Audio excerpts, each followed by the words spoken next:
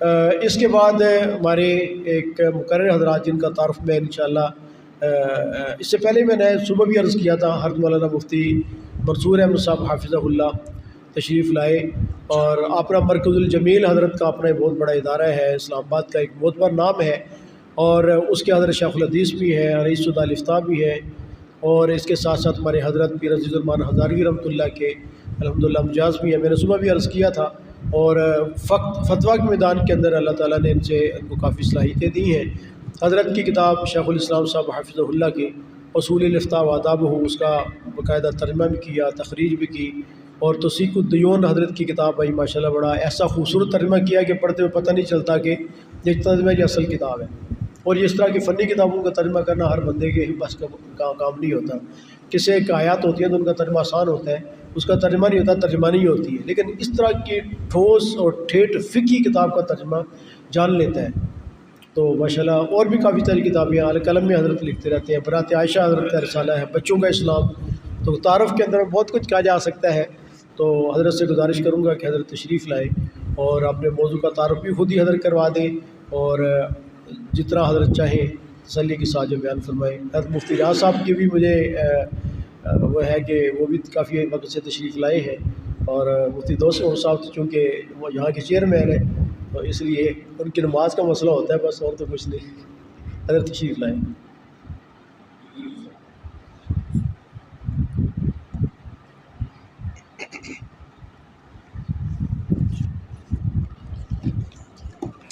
السلام علیکم ورحمۃ اللہ وبرکاتہ۔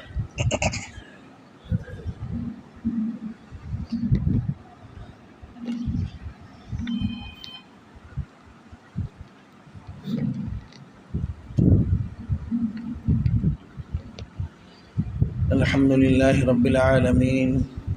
والصلاة والسلام علی سید المرسلین وعلی آلہ وصحبہ اجمعین وعلی من تبعہم بإحسان الی یوم الدین، اما بعد۔ انتہائی واجب الاحترام حضرات علماء کرام، سب سے پہلے تو میں برادر محترم حضرت مفتی شکیل احمد صاحب دامت برکاتہم اور ان کے رفقائے کار کی خدمت میں دل کی گہرائیوں سے ہدیہ تبریک پیش کرتا ہوں، خراج تحسین پیش کرتا ہوں کہ زندگی کے ایک جیتے جاگتے موضوع پر جو شب و روز کی انسانی ضرورت ہے، اور اس لحاظ سے کہ عام طور پر اس کے بارے میں ناواقفیت اتنی ہے گویا کہ وہ ایک متروک موضوع ہے، اس پر اتنی محنت سے جانفشانی سے یہ انہوں نے سیمینار منعقد کیا، اس کے موضوعات مرتب فرمائے، اور اس کے لیے ہم سب کو جمع ہو کر استفادے کا موقع دیا۔ اللہ پاک ان حضرات کو بہترین جزائے خیر عطا فرمائے۔ میں ایک طالب علم ہونے کی حیثیت سے چند مختصر سی باتیں آپ حضرات کی خدمت میں عرض کروں گا۔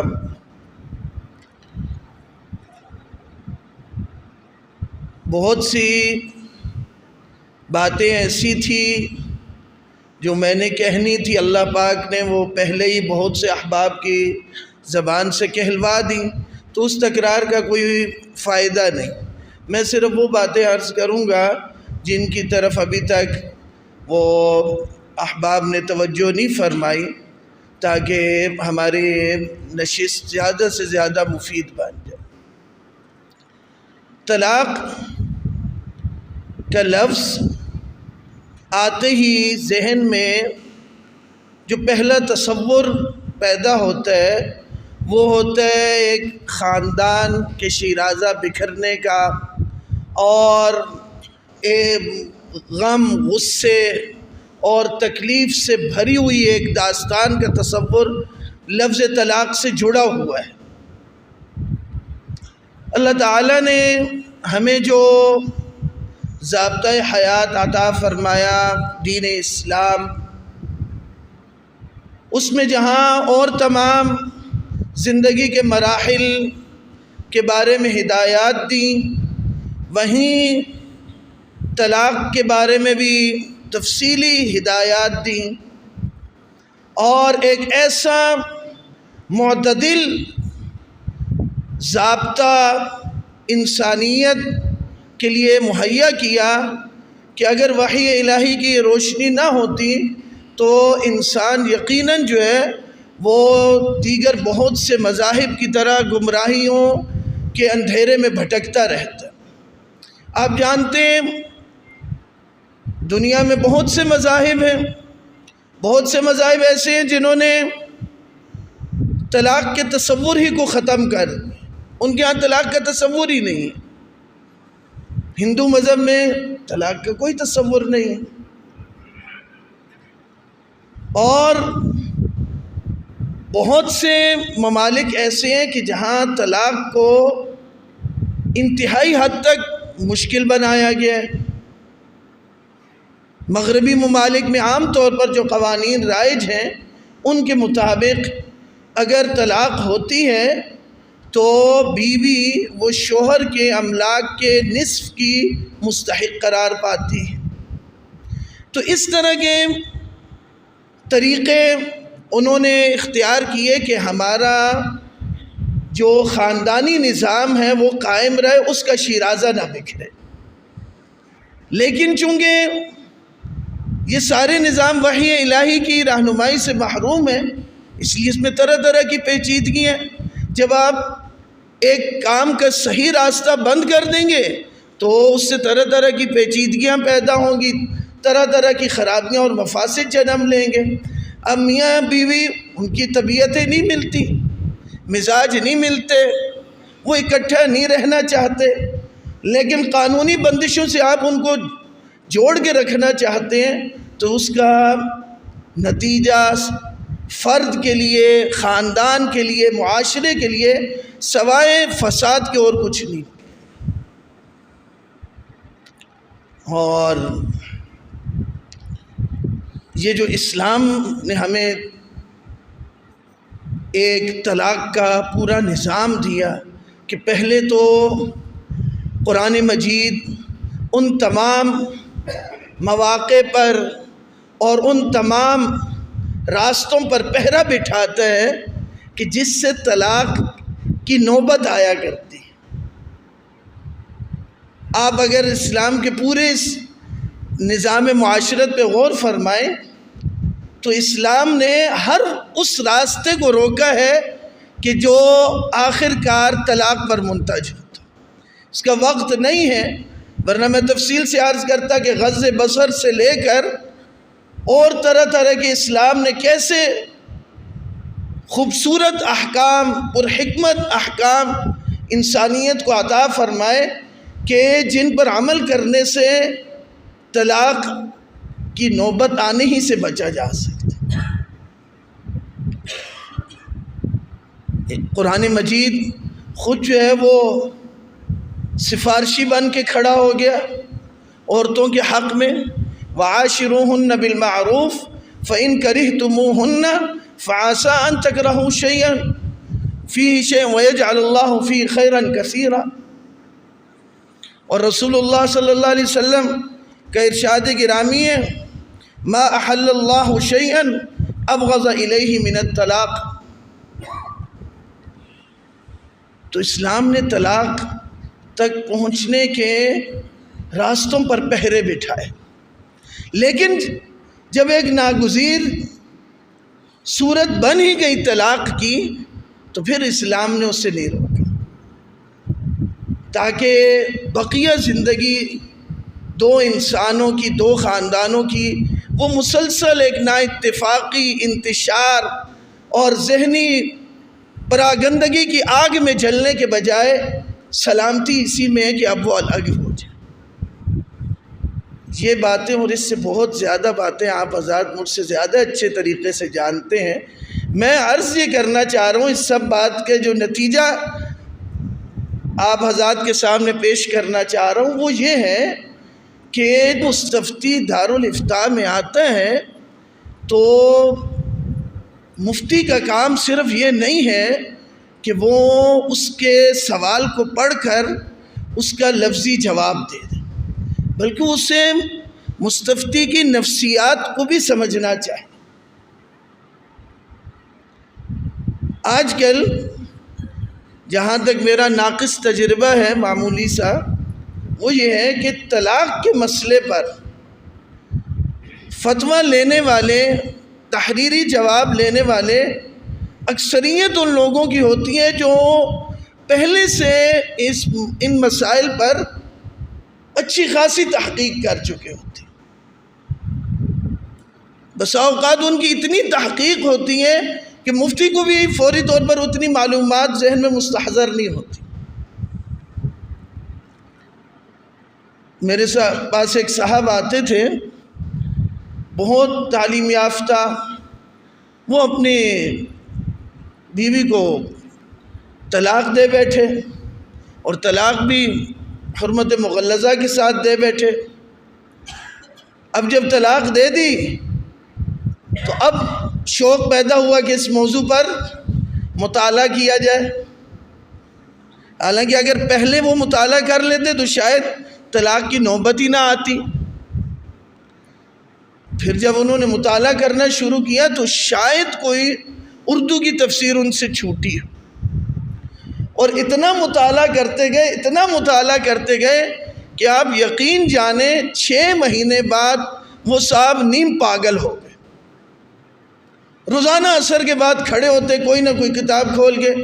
کہ مفتی صاحب یہ لکھا ہوا اس کا کیا مطلب۔ ایک دن اتفاق سے میں کہیں اور متوجہ تھا، ایک اور عالم مہمان آئے ہوئے تھے، انہوں نے ان کو پکڑ لیا۔ وہ بیچارے نئے، ان کو پوری بات کا پتہ نہیں تھا، تو وہ ان سے بحث و تکرار میں الجھ گئے۔ جب میں باہر نکلا میں نے ان کو بلایا، مہمان جو عالم تھے، میں نے کہا یہ بیچارے نفسیاتی مریض ہو گئے، اور انہوں نے اتنا مطالعہ کیا کہ اب ان کے دماغ اس نے وہ سوچنے سمجھنے کی صلاحیت ختم ہوتی جا رہی۔ تو مستفتی آپ کے پاس جب آئے تو آپ اس کے نفسیات پہ بھی نظر رکھیں، خصوصاً طلاق کے مسائل میں حضرات مفتیان کرام بہت اچھے طریقے سے جانتے ہیں کہ مستفتی بسا اوقات استفتاء آپ کے سامنے اصل واقعے کی شکل میں نہیں پیش کرے گا، بلکہ وہ مطالعہ کرنے کے بعد استفتاء کی ایسی صورت بنانے کی کوشش کرے گا کہ وہ طلاق سے بچ سکے۔ ایسے موقع پر زبانی سوالات کر کے اس سے سچ اگلوانا پڑتا ہے۔ ایسے بہت سے مثالیں، بہت سے کیس آتے ہیں کہ پہلے وہ ایک سوال لکھ کے لے آتے محتاط طریقے سے، 2-4 مفتی حضرات سے فون پہ رابطے کر کے وہ سمجھ جاتے ہیں کہ اصل پوائنٹ کیا ہے جس پر طلاق واقع ہو رہی ہے، اس کو بدل دیتے ہیں اور وہ سوال پیش کر دیتے ہیں۔ اپنے ذہن میں ان کا خیال یہ ہوتا ہے کہ بس ہمیں یہاں سے فتویٰ مل جائے گا کہ طلاق نہیں ہوئی تو بس پھر جو ہے وہ پانچوں گھی میں اور سر کڑھائی میں۔ تو وہاں مفتی کا کام یہ ہے کہ فوری جواب دینے سے پہلے وہ اس بات کی کچھ نہ کچھ تحقیق کر لے کہ یہ نہ ہو کہ اس کا یہ فتویٰ وہ غلط اور ناجائز طریقے سے استعمال کرے۔ مفتی کا یہ فرض ہے کہ وہ اس بات کو یقینی بنائے کہ اس کا فتویٰ وہ فتنہ انگیزی کے لیے یا کسی غلط انداز سے استعمال نہ ہونے پائے۔ یہ باقاعدہ اصول الافتاء میں آپ حضرات نے پڑھے۔ تو ایسے موقع پر بھی مستفتی سے سچ اگلوانے کی کوشش کرنی چاہیے اور حقیقت حال تک پہنچنے کی کوشش کریں۔ بہت سے مستفتی ایسے موقع پر یہ عذر لنگ بھی پیش کرتے ہیں کہ جی ہم نے غصے میں طلاق دی، تو ہمارے استاد مرحوم فرمایا کرتے تھے کہ بھائی میں نے تو آج تک کوئی ایسا جوڑا دیکھا نہیں کہ جس نے طلاق دینے سے پہلے جو ہے وہ کوئی ضیافت کی ہو اور اس میں ہنسی خوشی ایک دوسرے سے مسکراتے ہوئے مفارقت اختیار کی ہو۔ طلاق تو جب بھی ہوگی غصے ہی میں ہوگی، کبھی شاذ و نادر اس کے خلاف ہو تو ہو، لیکن عام طور پر غصے ہی میں ہوتی ہے طلاق۔ لیکن مختلف حضرات سے پوچھنے کے بعد اور مختلف کتابوں کا مطالعہ کرنے کے بعد مستفتی کی کوشش یہ ہوتی ہے کہ وہ اپنے غصے کو زیادہ سے زیادہ خوفناک بنا کر پیش کرے کہ جی مجھے یہ بھی نہیں پتہ چل رہا تھا، مجھے وہ بھی نہیں سمجھ میں آ رہی تھی، میں ایسا تھا، میں ویسا، اپنے پاس سے بہت سی باتیں گھڑ لیتے۔ تو اس کی حقیقت تک پہنچنا چاہیے کہ یہ غصے کی کیا کیفیت تھی، غصے کے کیا درجات تھے۔ پھر اس سے پہلے ظاہر ہے کہ مفتی کو یہ معلوم ہونا چاہیے کہ غصے کے کیا درجات ہیں۔ بذل المجہود میں حضرت مولانا خلیل احمد صاحب سہارنپوری رحمۃ اللہ علیہ نے بھی یہ بات نقل فرمائی ہے کہ اگر جو ہے غصے کی وجہ سے طلاق نہ ہوتی تو پھر تو دنیا میں کوئی طلاق ہوتی ہی نہیں، کیونکہ اکثر و بیشتر طلاق تو ہوتی غصے کی وجہ سے۔ اور اس مسئلے میں فتاوی محمودیہ میں اچھی تفصیل سے اس پر بحث ہے کہ چند جو ہے وہ متاخرین حنابلہ ہیں ان کا اس میں اختلاف ہے، باقی پوری امت کا اس پہ اتفاق ہے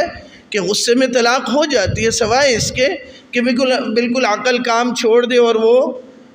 جنون کے درجے پہ پہنچ جائے۔ اسی طرح آج کل جو ایک اور مستفتیوں کا گھڑا ہوا عذر ہمارے سامنے آ رہا ہے اور بہت سے اس کے کیس آئے، وہ یہ کہ طلاق دینے کے بعد جو ہے وہ نفسیاتی مریض بننے کی کوشش کرتے ہیں، کسی ڈاکٹر کے پاس جاتے ہیں اور اس سے جو ہے وہ دماغ کی تقویت کی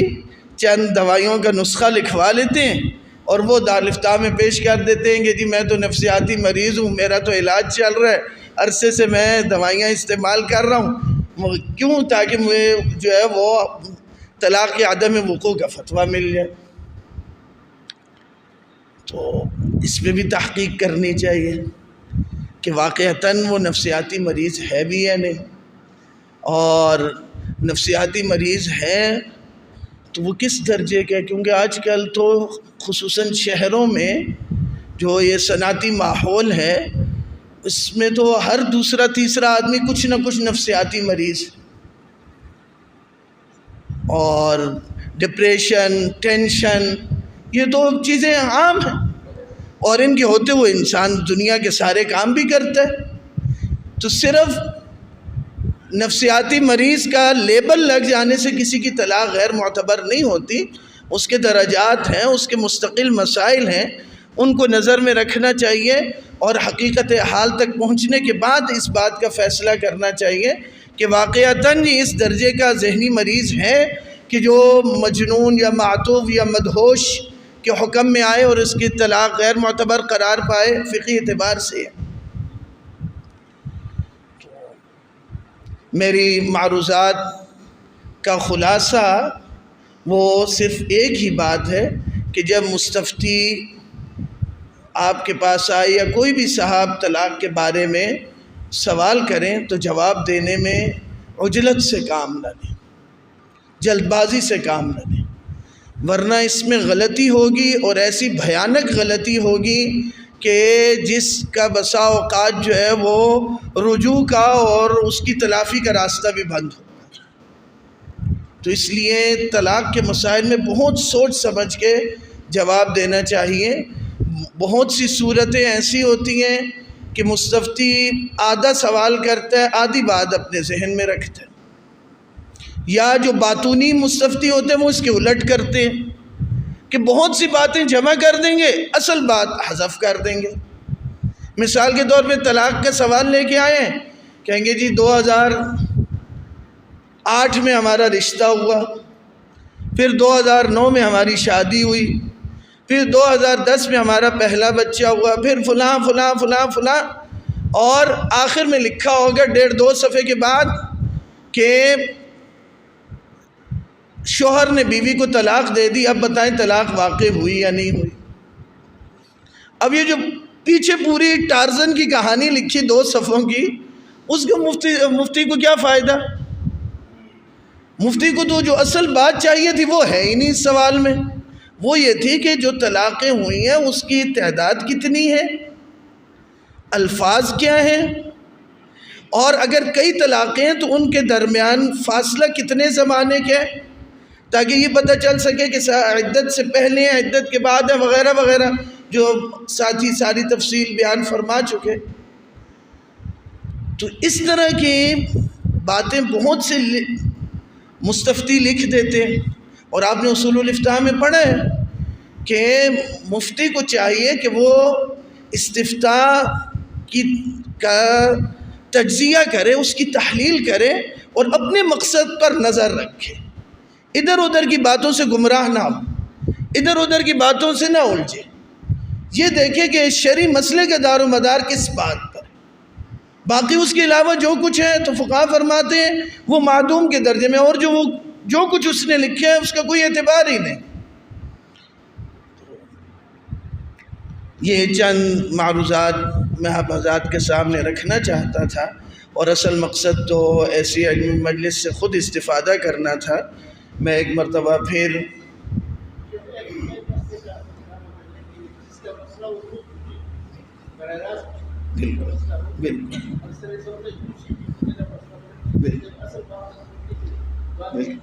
حضرت مفتی صاحب دامت برکاتہ نے بہت اچھی بات ارشاد فرمائی کہ عام طور پر طلاق کے مسائل بتانے میں مشکل اور پیچیدگی کی ایک بڑی وجہ یہ ہوتی ہے کہ فون آئے گا یا مستفتی کہے گا جی فلاں کا مسئلہ ہے، اب آپ اس سے پوچھیں کہ فلاں بات یہ الفاظ کیا تھے، وقت کیا تھا، کہتے جی وہ تو مجھے کچھ پتہ ہی نہیں، اور یہ تو اچھا آدمی ہوگا جو کہہ دے مجھے کچھ نہیں پتہ، کچھ اپنی طرف سے اس کی وضاحت پیش کر دیں گے، غیر حقیقی وضاحت، تو مسئلہ کچھ کا کچھ بن جائے گا۔ بلکہ میں حضرت کی بات پر ایک مزید بات کا اضافہ کروں کہ میں نے تو کافی عرصے سے اپنے اوپر یہ لازم کر رکھا ہے، پتہ نہیں اصول الافتاء کے مطابق جو ہے زیادہ شاید سختی میں آ جائے، کہ ایسے مسائل میں جب تک دونوں فریقوں کا موقف سامنے نہ آ جائے تب تک تحریری فتویٰ ہم نہیں دیتے۔ اس کی وجہ یہ ہے کہ یہ یقینی بات ہے آج آپ فتویٰ لکھیں گے 5 دن بعد دوسرا فریق پہنچا ہوا ہوگا اور وہ کچھ اور کہانی ڈال رہا ہوگا، تو بجائے اس کے کہ ہم پھر پہلے فتوے سے رجوع کرتے پھریں، اس کو منسوخ قرار دیں، لوگ تو ساری بات کو سمجھتے نہیں، وہ کہیں گے جی پہلے ایک مسئلہ بتایا تھا مسئلہ بدل دیا۔ تو اس کا طریقہ یہ ہے کہ آپ اس سوال کو یہاں ہی روکیں، آپ کہیں دوسرے فریق کو بلا کے لائیں، پہلے ہم ان کا موقف سنیں گے پھر ہم فتویٰ دیں گے، اس میں بڑی آسانی ہو جاتی ہے، کیونکہ اگر دونوں جو ہے وہ بنیادی نکات پر متفق ہوئے تو آپ کو ایک ہی فتویٰ لکھنا ہے، بعد میں رجوع یا ناسخ منسوخ کی کوئی کہانی نہیں ہوگی۔ اور اگر آپ نے ابھی دے دیا اور دوسرا فریق پھر آ گیا، اس نے واقعہ بالکل الگ پیش کیا، تو آپ کے لیے جو ہے پھر وہ ساری مشکلات سے گزرنا ہوگا۔ تو بہرحال اللہ کریم اس ادارے کے مقاصد حسنہ کو قبول فرمائے، مزید ترقیات عطا فرمائے۔ حضرت مفتی شکیل احمد صاحب دامت برکاتہم اور ان کے جتنے بھی رفقائے کار ہیں، اللہ کریم ان کے عمروں میں، ان کے اعمال میں، صحتوں میں برکتیں عطا فرمائے۔ وآخر دعوانا ان الحمدللہ رب العالمین۔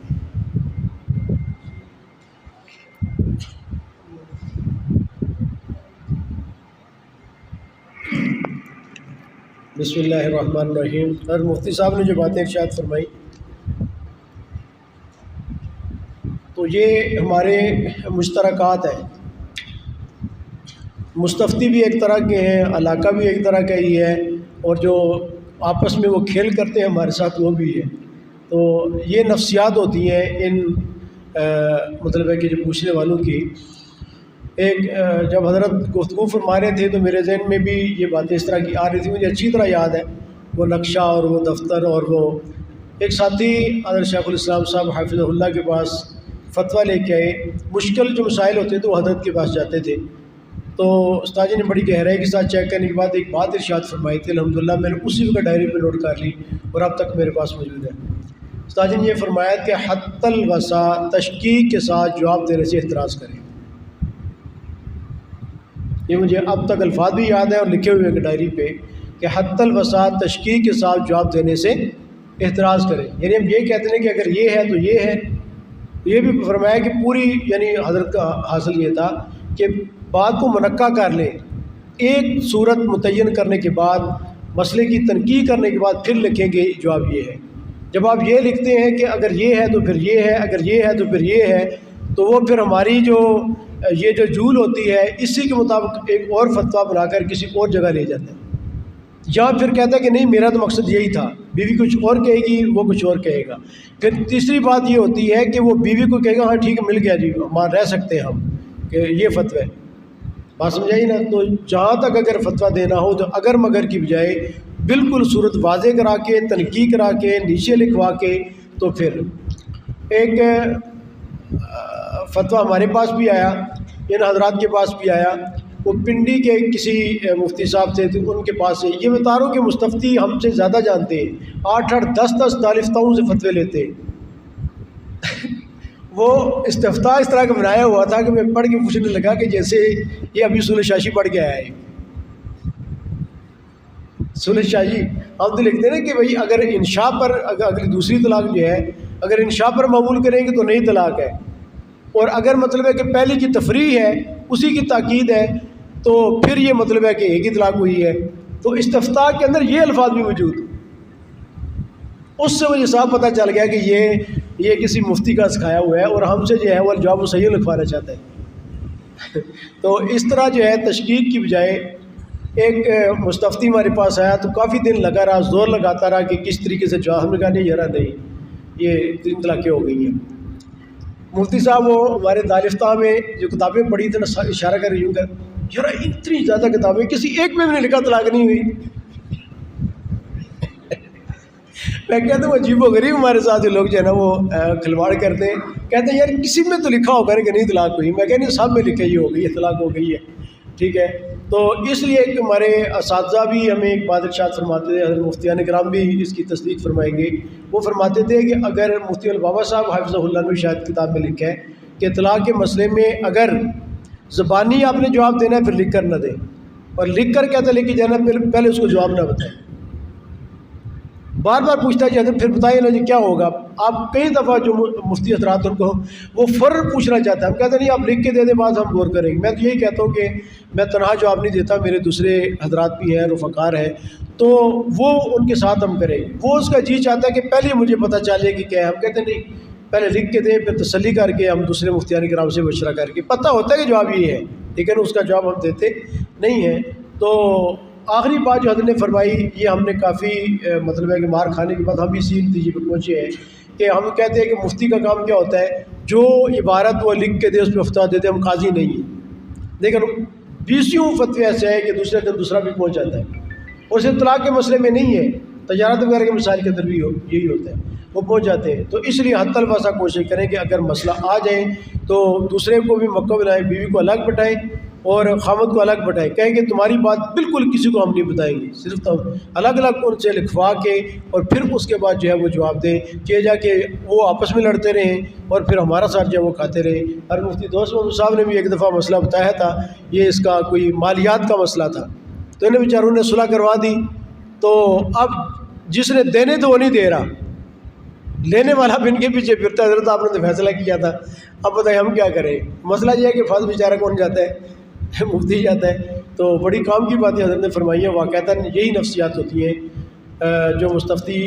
لوگ ہوتے ہیں. اور ایک بات الحمدللہ حضرت کی بات سے مجھے یہ بھی بات سمجھ میں آ گئی, مفتی رشید سے فرماتے رشید صاحب کہ اسے کہیں کہ خود فتویٰ لکھے, یہ اہم بات تھی. یہ میرے علم میں بھی نہیں تھی کہ وہ خود لکھے, دوسروں سے جو لکھوا کے لاتے ہیں نا, جیسے عدالتوں میں وکیل ہوتے ہیں, اسے واقعتاً گڑبڑ پیدا ہوتی ہے. اللہ تعالیٰ ان حضرات کے علم میں برکت عطا فرمائے اور زیادہ سے زیادہ استفادہ کی توفیق عطا فرمائے.